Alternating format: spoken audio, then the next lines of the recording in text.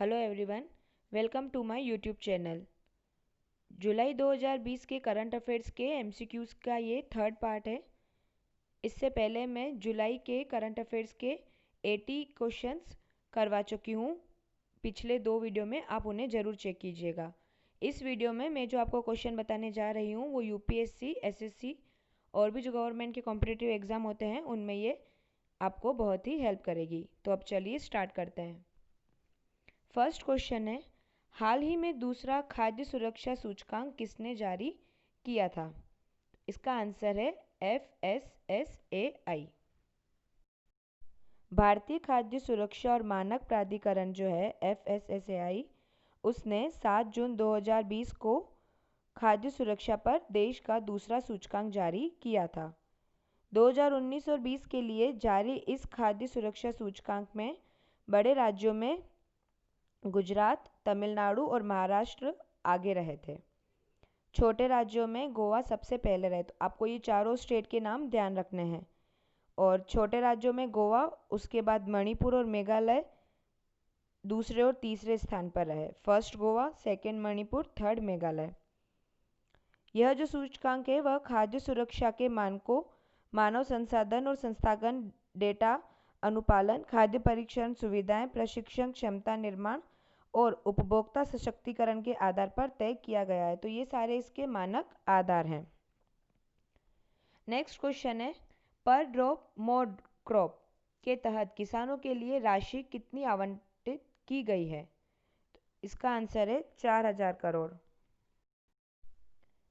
यह जो योजना है वह प्रधानमंत्री कृषि सिंचाई योजना का मुख्य घटक है। इसमें ड्रिप और स्प्रिंकलर इरिगेशन सिस्टम को महत्व दिया जा रहा है। इससे क्या होगा कि पानी और उर्वरकों की बचत होगी, खेती की लागत भी कम होगी और पैदावार भी बढ़ेगी। इस योजना के तहत सिंचाई की आधुनिक तकनीकों का इस्तेमाल करने पर जोर दिया जा रहा है और सरकार ने माइक्रो सिंचाई परियोजना को बढ़ावा देने के लिए राष्ट्रीय कृषि एवं ग्रामीण विकास बैंक यानी national bank for agriculture and rural development के पास 5000 करोड़ रुपए का सूक्ष्म सिंचाई फंड भी दिया है। 4000 करोड़ इस पर दिया था और 5000 एक्स्ट्रा भी दिया है। नेक्स्ट क्वेश्चन है, हिमाचल प्रदेश के कृषि विभाग और CSIR IHBT के बीच किन दो मसालों का उत्पादन बढ़ाने के लिए साझेदारी हुई है? इसका आंसर है हींग और केसर। तो जो defence institute of advance technology है DIAT,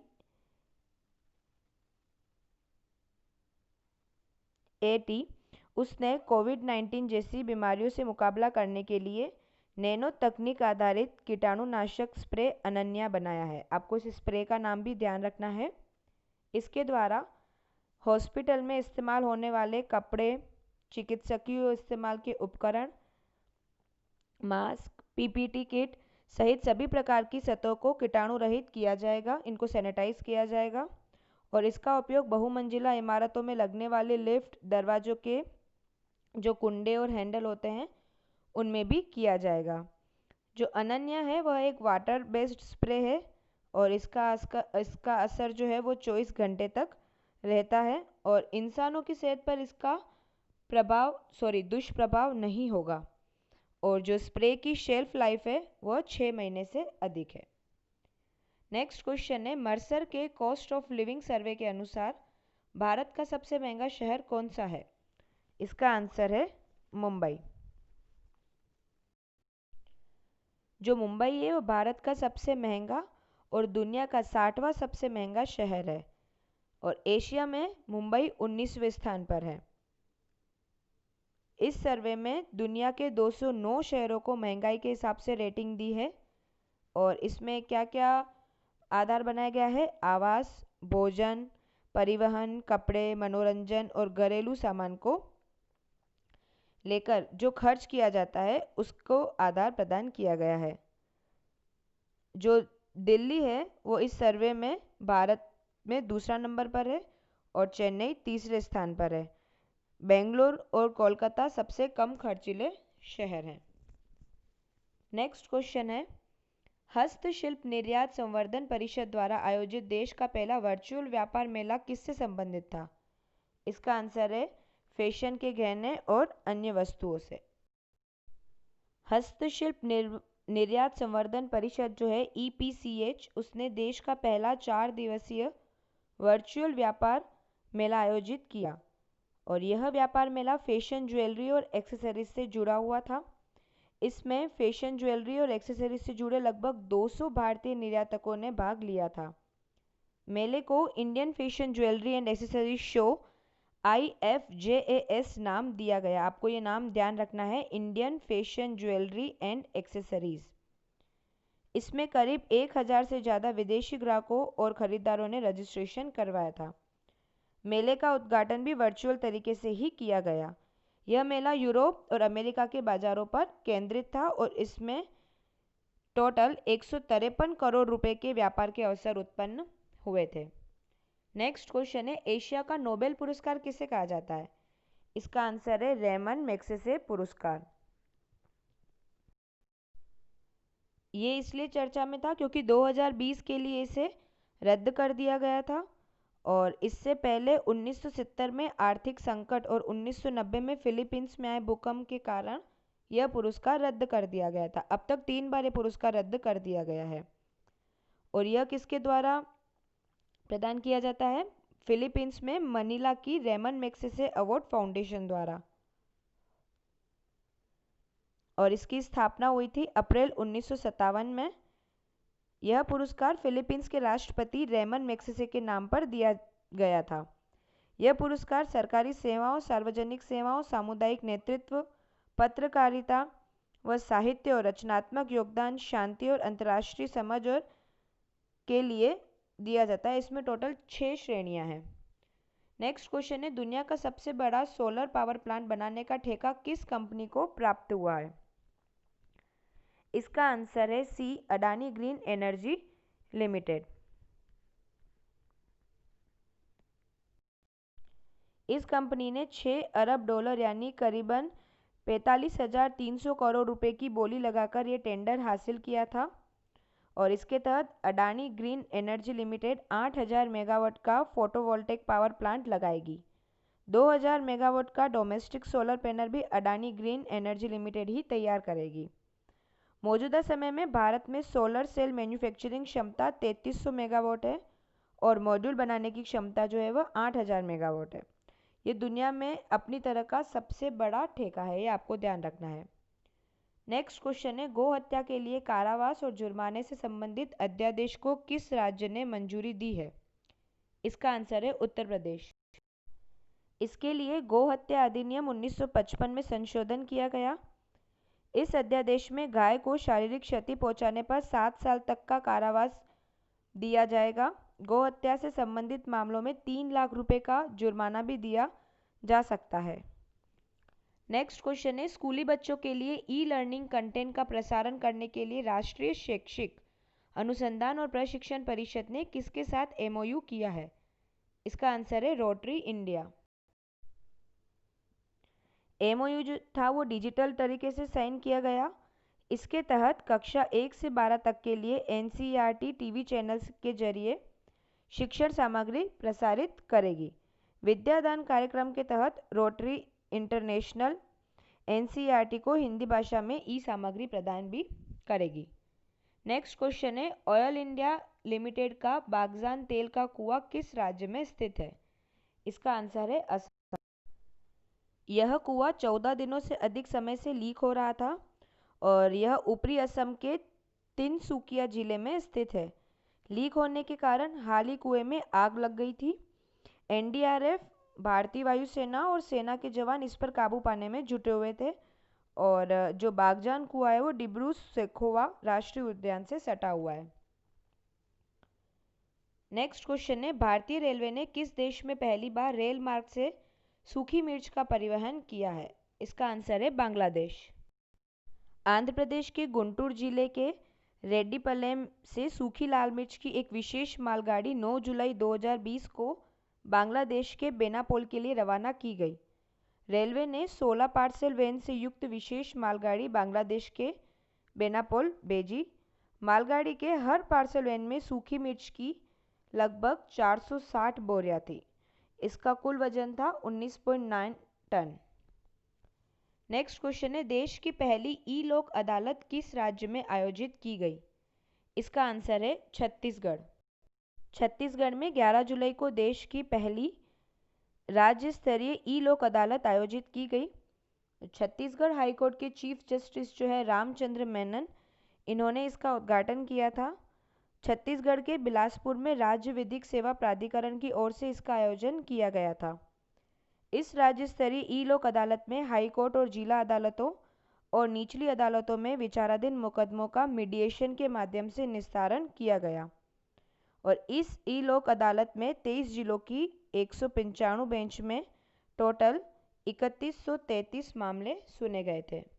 नेक्स्ट क्वेश्चन है, बाल श्रम के खिलाफ किस राज्य में ऑपरेशन मुस्कान कोविड-19 शुरू किया गया? ऑपरेशन मुस्कान, इसका आंसर है आंध्र प्रदेश। यह जो अभियान है वह पुलिस और बाल मजदूरी निर्मूलन विभाग की साझेदारी में चलाया जाएगा। यह देश में अपनी तरह का पहला अभियान होगा जिसमें पुलिस की भागीदारी थी। इस अभियान के तहत आंध्र प्रदेश की सीआईडी विंग भी योगदान दे रही है। नेक्स्ट क्वेश्चन है, किस प्रदेश में फसलों का ऑनलाइन रिकॉर्ड संधारित किया जाएगा? इसका आंसर है आंध्र प्रदेश। इसके लिए 13 जुलाई 2020 से व्यापक स्तर पर अभियान शुरू हो गया था। राज्य में रयुतु भरोसा केंद्र आरबीके के माध्यम से फसलों का मानचित्रण किया गया। राज्य सरकार ने राजस्व और कृषि विभाग के अधिकारियों को फसलों का विवरण ऑनलाइन दर्ज करने का काम सौंपा गया था।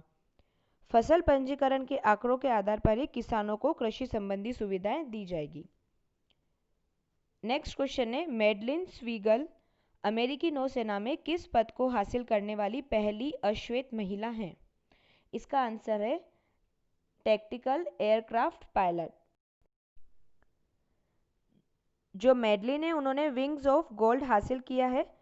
अमेरिका के नेवल एविएशन के 110 सालों में यह पहला अवसर है जब कोई अश्वेत महिला इस पद पर पहुंच पाई हो। इससे पहले सारे श्वेत लोग यहाँ जो उसके लोकल रहते थे वो ही इस पद पर पहुंचते थे।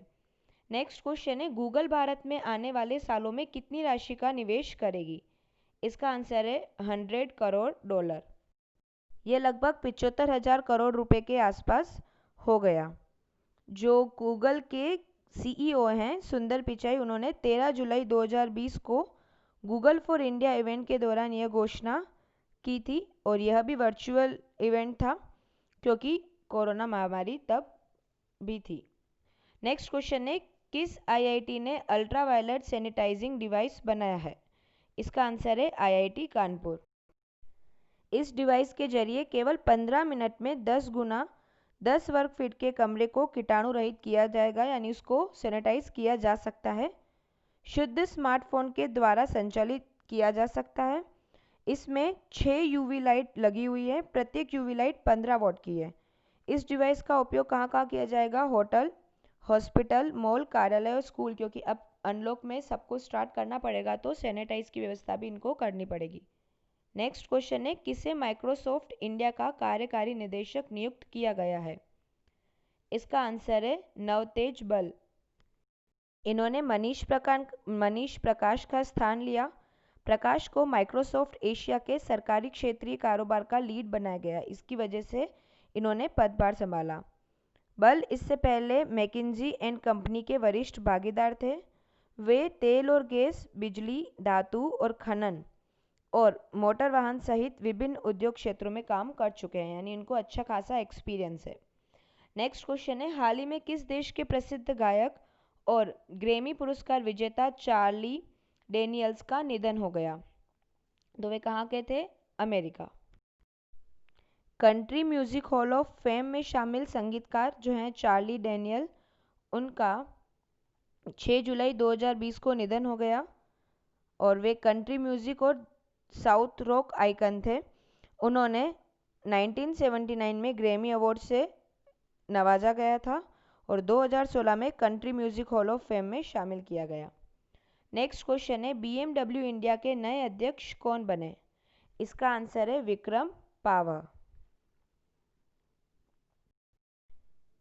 इन्होंने 1 अगस्त 2020 से कार्यभार संभाला था। पावर BMW ग्रुप ऑस्ट्रेलिया और न्यूजीलैंड के मुख्य कार्यकारी अधिकारी भी बने रहेंगे और इंडिया के भी बने रहेंगे, न्यूजीलैंड और ऑस्ट्रेलिया के साथ साथ। और ये 2017 से BMW ग्रुप में जुड़े थे। नेक्स्ट क्वेश्चन है, ईरान ने जिस चाबहार परियोजना से भारत को बाहर किया है वह किससे संबंधित है? इसका आंसर है रेलवे ट्रैक निर्माण से। ये 4 साल पुराना करार हुआ था। 2016 में प्रधानमंत्री जो है नरेंद्र मोदी, उन्होंने ईरान की यात्रा की थी और उस दौरान चाबहार परियोजना को लेकर एक करार पर उन्होंने साइन किए थे। इस परियोजना के तहत ईरान के चाबहार पोर्ट से लेकर जहेदान तक 628 किलोमीटर लंबे रेलवे ट्रैक का विस्तार किया जाना है। इस पर लगभग 1.6 अरब डॉलर का निवेश होना था। अभी टेम्परेरी इसको अलग किया है, पर ऐसा भी कहा है कि इंडिया जब चाहे उसमें जुड़ सकता है। नेक्स्ट क्वेश्चन है, निम्न में से किसे BCCI का अंतरिम CEO बनाया गया है? इसका आंसर है हेमांग अमीन। 13 जुलाई 2020 को BCCI ने इसकी जानकारी दी थी और इससे पहले ही राहुल जौहरी जो CEO थे उन्होंने इस्तीफा दिया था, उसकी जगह इन्होंने इसका स्थान लिया है। नेक्स्ट क्वेश्चन है, भारतवंशी चंद्रिका प्रसाद संतोखी को किस लैटिन अमेरिकी देश का राष्ट्रपति चुना गया है? तो वो है सूरीनाम। नेक्स्ट क्वेश्चन है, किस शिक्षण संस्थान ने कोविड-19 की जांच के लिए सबसे सस्ती टेस्टिंग किट लॉन्च की है? इसका आंसर है IIT दिल्ली। इसको लॉन्च 15 जुलाई 2020 को किया गया था। ये काफ़ी सस्ती किट है। इसका नाम कोरोस्योर IT-PCR टेस्ट किट रखा गया है। यह जो किट है वो भारतीय चिकित्सा अनुसंधान परिषद और भारतीय दवा महानियंत्रक द्वारा मान्यता प्राप्त है। मेक इन इंडिया प्रोग्राम के तहत बनी इस किट की कीमत केवल 399 रुपये है और हालांकि बाजार पहुंचने में इसकी कीमत 650 रुपये तक हो जाएगी। और इसका जो रिज़ल्ट है कोरोना वायरस टेस्ट का रिज़ल्ट वो 3 घंटे में मिल जाएगा।